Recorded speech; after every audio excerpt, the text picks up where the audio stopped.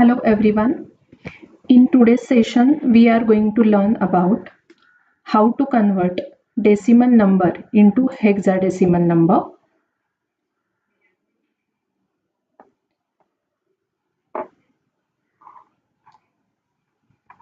So first we will discuss about the number systems, and after that we will go for how to write the assembly language program to convert decimal number into hexadecimal number.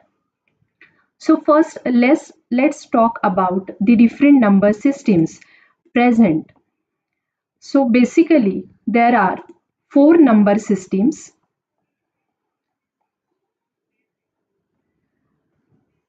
First is binary number system, which has base 2, and we can use digits 0 and 1 in binary number system. Then we have the decimal number system, which has the base 10, and here we use the numbers from 0 to 9. Third number system is octal number system, which has base 8, and last is hexadecimal number system, where the base of the number system is 16, and we will be using the digits from 0 to 9 and alphabets from A to F. So this is about the number system, and today we are going to convert the decimal number into hexadecimal number using assembly language program. So I will talk about decimal number system in brief.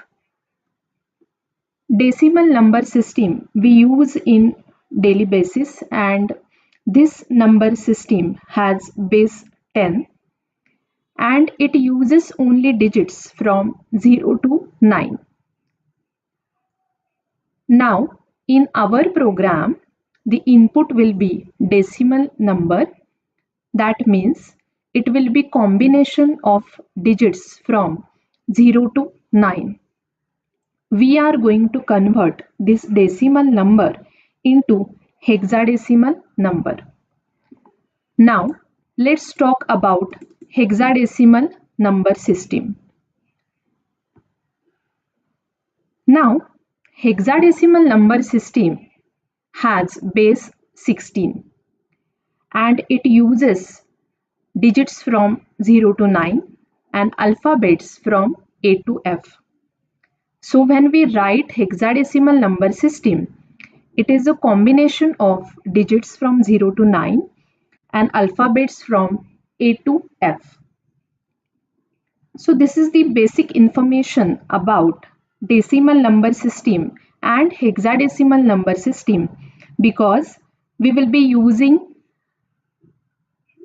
as an input we will be using decimal number in our program, and as an output we will be finding hexadecimal number in our program. Now I want to show you one table. That table is having 3 columns, basically decimal number, its hexadecimal equivalent, and ASCII column, ASCII equivalent of the same. Now we will avoid the ASCII equivalent. Let's focus on decimal. Let's focus on decimal number system and hexadecimal number system. So if you observe, the decimal numbers from 0 to 9 are same in hexadecimal number, that is from 0 to 9. But if you want to write hexadecimal equivalent of decimal number 10, then we have to write as 0A.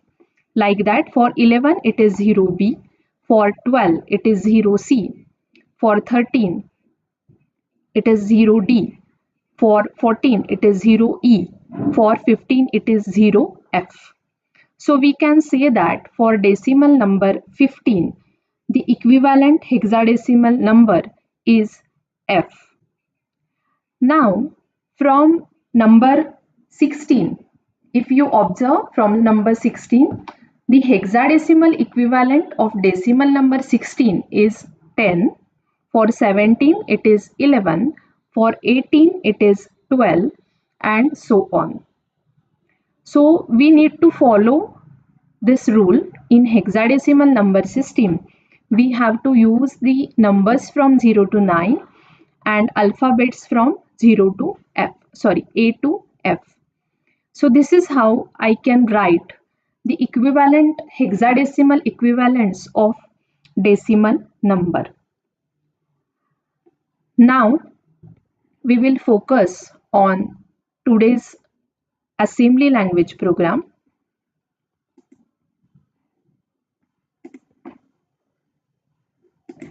So let's open that assembly language program where we are going to convert the decimal number into hexadecimal equivalent. So I have written the program already, and now line by line I am going to explain the meaning of each line of the code.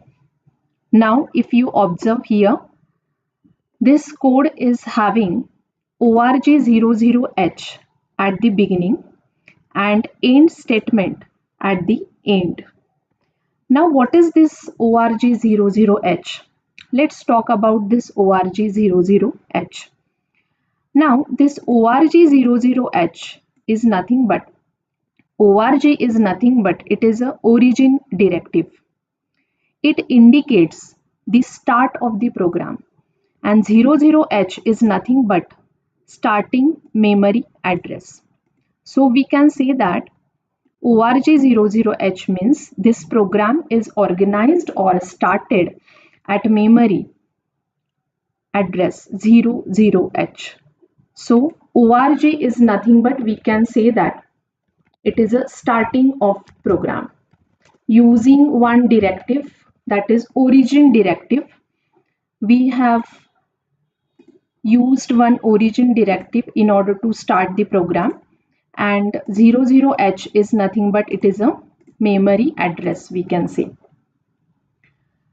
Now let's talk about next line or next sentence or instruction of the code. The next instruction is move a comma hash 255. What is that? Move a comma hash 255. Now let's talk about this instruction separately.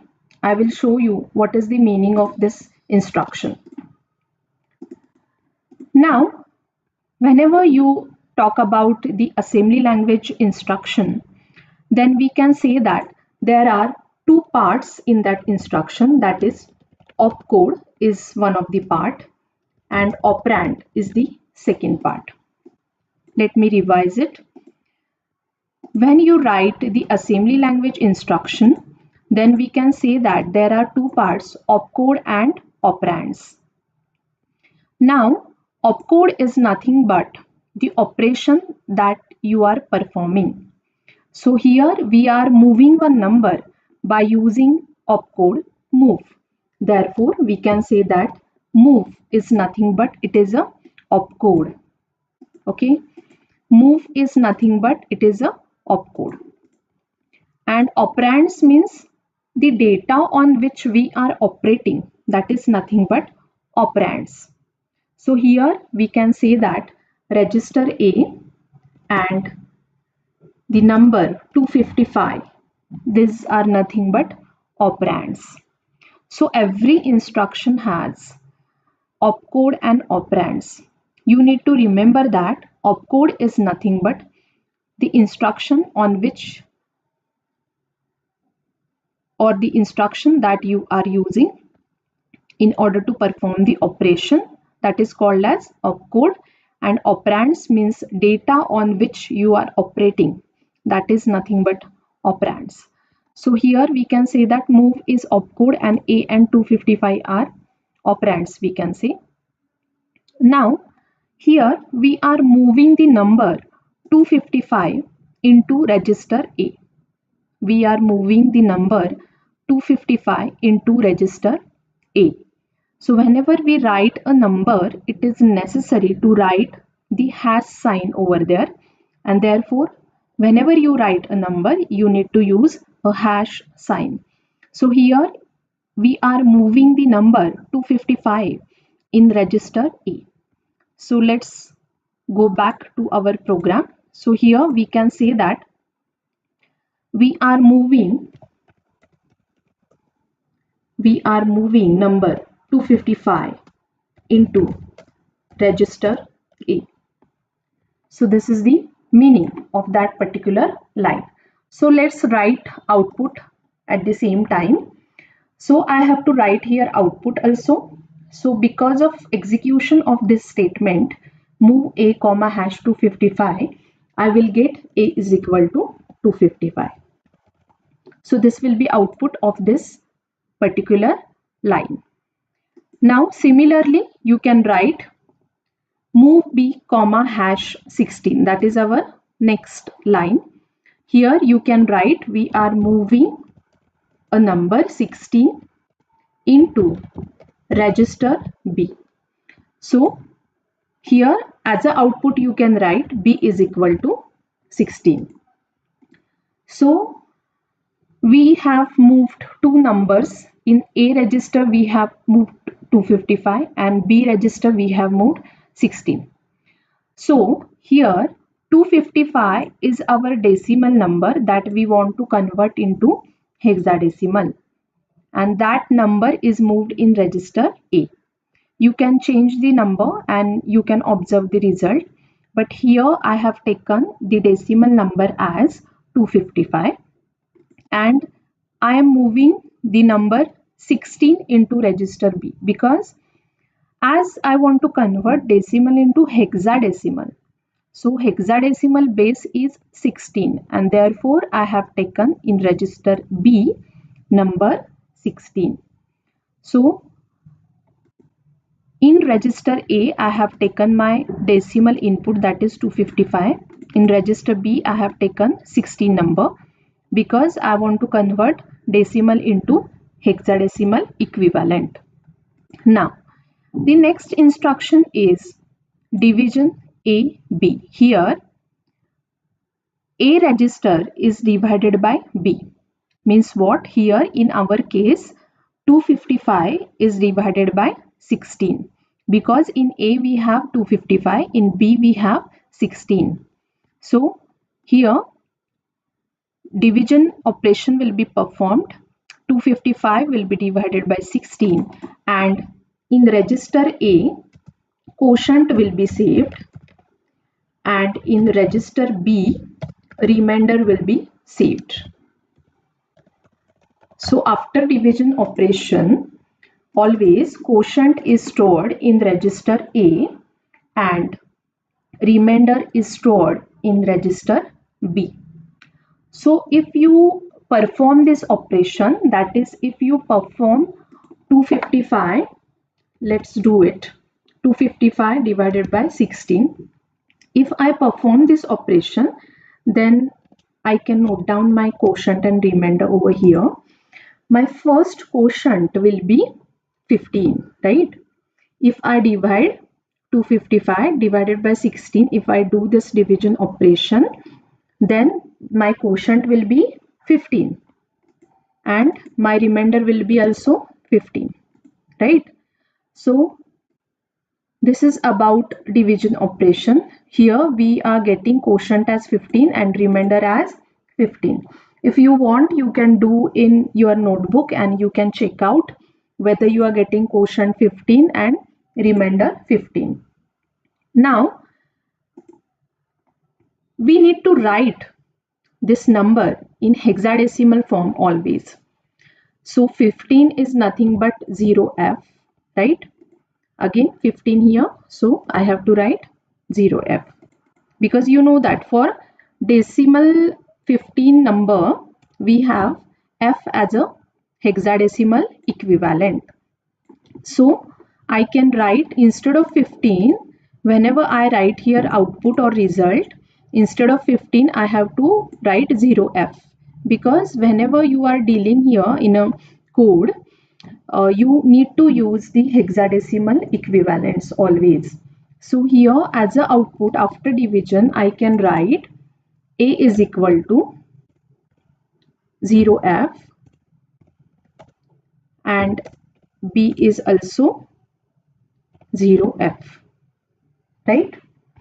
Because in my case, when I divide 255 by 16, I am getting 15 as a quotient, which will be saved in register A, and remainder as a 15 again, which will be saved in register B. But I can't write here 15, therefore I have taken in register A quotient, that is nothing but 0f, and in register B remainder, that is nothing but again it is a 0f. Now the next instruction given is swap A instruction. Okay, so I will explain this instruction. Let me copy this instruction. I will copy here and I will explain you what do you mean by swap. So swap instruction is nothing but it is a swapping of nibbles, we can say. It is a swapping of nibbles. So what is nibble? Nibble is nothing but nibble is a group of 4 bits. Group of 4 bits, we can say.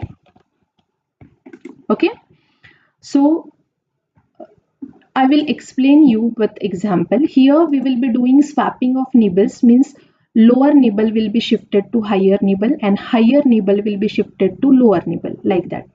So I will explain you with example. So let's take A is equal to suppose 56H. Okay, this is my hexadecimal number. Now if you consider this number 56H, then I can say that 5 is my lower nibble and 6 is my higher nibble. After swapping, if I execute the instruction swap A after this, then my A value becomes 65H. Means lower nibble is shifted to higher nibble and higher is shifted to lower nibble, like that. Means there is a swapping of 4 bits or nibbles of register A. So here similarly we are using this instruction in our program. Here I will write swapping of nibbles. Okay, so swapping of nibbles means what will happen. So after swap, originally we have here A as 0FH, right? Originally we have A as 0FH. After swapping, A will become F0, right? After swapping, A will become F0. Okay. So after swapping of nibbles of A register, my A register value becomes now F0. Okay. So now next instruction is move R0, A. So whatever value you have in register A, we can write here moving register A value in R0 register. Okay, so after this whatever you have in A register, that will be moved in register R0. For storing this result, we will be using general purpose register, that is R0. Therefore here I can write R0 is equal to F0. Okay, now the last instruction that we are going to discuss is nothing but ORL A comma B. Okay, so here ORL stands for logical ORing. I will write here logical ORing. Okay, so now I will explain you what do you mean by ORL instruction, or I will explain you by using one example, or I will show you how it is giving you the result. Okay, so let's take this ORL A comma B. So here I will explain you ORL A comma B instruction. Now if you observe in A register, right now your value is what? your value is F0, right? In A register, we have value F0. So I will write here A is equal to F0. And in B register, what is the value? Recent value is 0F, right? So I will write here B is equal to 0F. Okay. So whatever you have in register A and B, that you need to swap now. Okay. The values or data which is present in register A and B, that you need to ORL, means logical OR. Okay. Whatever you have data in register A and B, that you need to make ORing of the same. That is called as logical ORing, where we have used the instruction ORL. Okay. So for logical ORing, I have to mention that F0 in the binary form. So my F0 will be 1, 1, 1, 1. That will be F, right? So, okay. So here I have mentioned 1, 1, 1, 1 as a F. And what is 0? 0, 0, 0 and 0. Okay. So now again I have to write for B, that is 0F, means 0, 0, 0, 0 and 1, 1, 1, 1. Okay. So this is my binary equivalent of the value which is present in register A and B. Now for this value, I will be doing ORing operation, that is called as logical ORing. Okay. So let me tell you, for logical ORing, for 0, 0, for 0, 1, let me tell you the values that we will be using for logical ORing.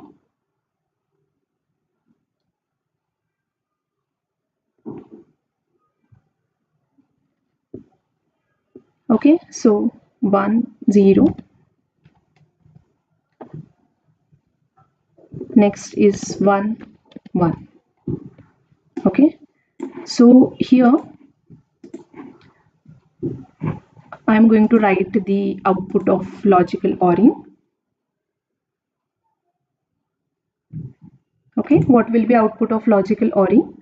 For 0, 0 it is 0, 0, 1 it is 1, it is 1 and this is 1, right? So this output I will be using for logical ORing, and that output I am going to write in my above result. Okay, so if one of the value is 1, suppose these are the inputs A and B and this is your output, let's consider as a output. Okay, so if you observe this table, I wrote this table in order to understand what is the output of logical ORing. Okay, what is the output of ORing? Now if you observe this, we can say that when one of the value is 1, the output is always 1. Okay, so here if you do the ORing operation, one of the input is always 1, so I have to write 1 every time because this is from this table I can write. Okay, so I wrote this output from this OR table.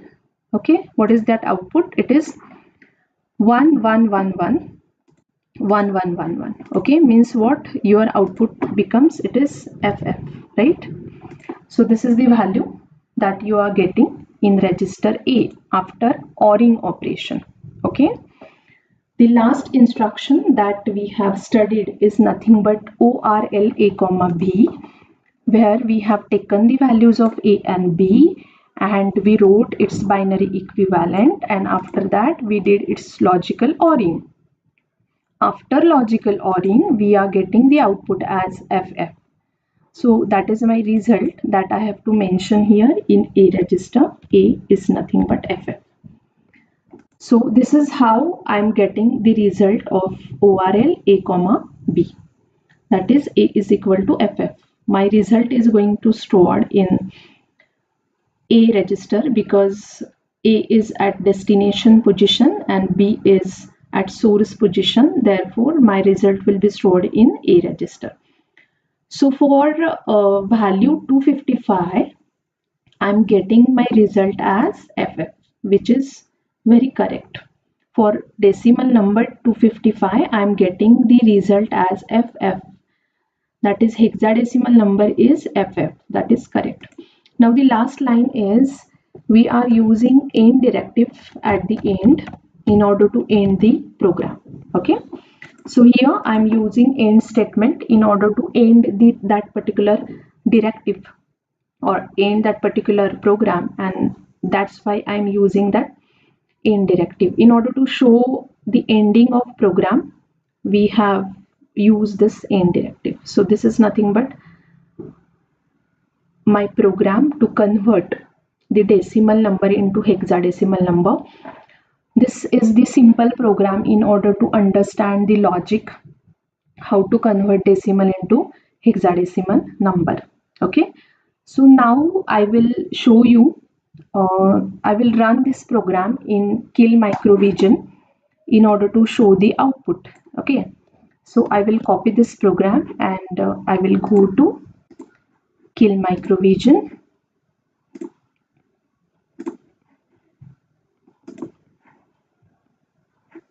So I'm using keil microvision 5 and here I'm going to run my program now.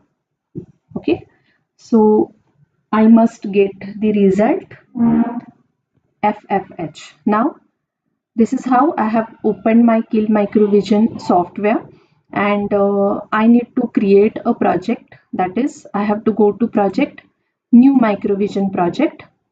Okay, so I will create my new project, for example electronics. That is my project name, and I will save this project. Now I have to select one microcontroller from this microcontroller family list, I can see, and I will select a general microcontroller 8051 series. Okay, I have selected this 8051 from generic family, and here you can observe its features. Okay, after that I have to click on OK. So copy my starter file, I will write here no. Okay, so after this, after creation of project and after saving this project, I have to write or I have to type my program. So I have to go to file, new file, and whatever I have copied my code, that is to convert decimal number into hexadecimal, that I have copied here. Okay, after that I have to save my file. So again I have to save my file on the same location. Let me write des to hex. Okay, so this is assembly language program, so I have to write .asm. Okay, so des to hex .asm. If you write C language program, you have to use .c. Okay, so I have to write des to hex .asm. I will save my file. So my file is saved. Now I will add my file to my project. I have to click on target, right click on add existing files, and after that I have to take my file, right? So my file is here, des to hex.asm. I will add this file. I will click on add and close. So if you observe here, your file is added, right? So after this, I have to build my project. So I will go to project and build target. Okay, so here you can observe that 0 errors are found. So I have run my code successfully. Now the next step is to observe the result. So I need to debug my program. I will click on debug. I will start debugging. Okay. After that you will find this window, and I can observe my result stepwise by using this option, or you can press F11 key from your keyboard, and I will go stepwise. I can observe the result for A register, B register. After division, what is the result that we found? That is 0F. A is stored in quotient is stored in register A, that is 0F, and remainder is stored in register B, that is 0F, that you can observe here. After that, we are moving the value in R0 register, that is moved, and after that the last operation is logical ORing of A and B, and because of which you are getting the result, that is in A register you are getting the value as 0xFF. So FF is nothing but your hexadecimal equivalent of your decimal number. So this is how I can run my result in my keil microvision software in order to observe the result. So for the number 255, I am getting result as FFH in keil microvision. So I will stop debugging here. Okay, so this is how I can convert any decimal number into hexadecimal equivalent. Okay, so you can change the number and you can observe the result. Here I have taken 255 as a decimal number. Like that you can change the number and you can observe the result. You can use the same method or the same whatever I have explained you using this Excel. You can do the same thing and you can explain, or you can get your result. So now after this, as a assignment, you can take the number 647. So this will be assignment for you, and you can write your answer in the chat box. So for as an assignment for today's task, you can write ALP to convert the number, which is a decimal number, obviously 647, into hexadecimal equivalent.